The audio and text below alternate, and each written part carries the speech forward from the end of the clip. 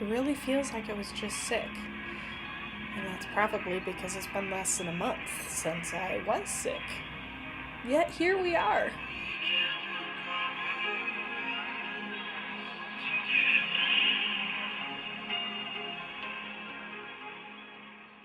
Hello, friends.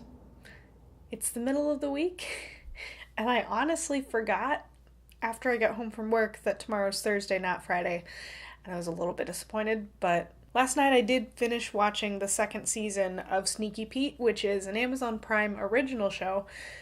I I think it's fantastic.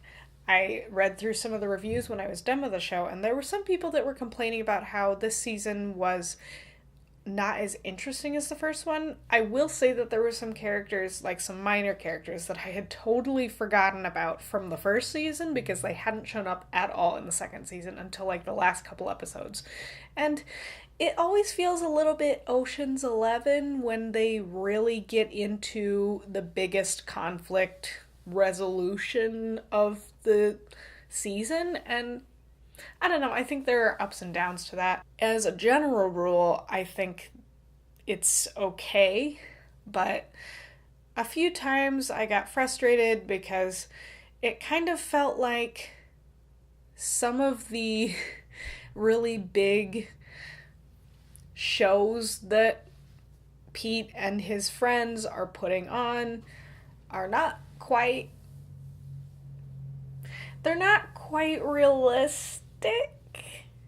And yet the whole idea of the show is a little bit unrealistic because it's a con man who is continuing to live in this other person's life. So, I mean, there has to be some element of unbelievability in order for it to make sense, I guess. I don't know. I think in terms of writing and action, it's really interesting. It takes its time in some places, but speeds along in others.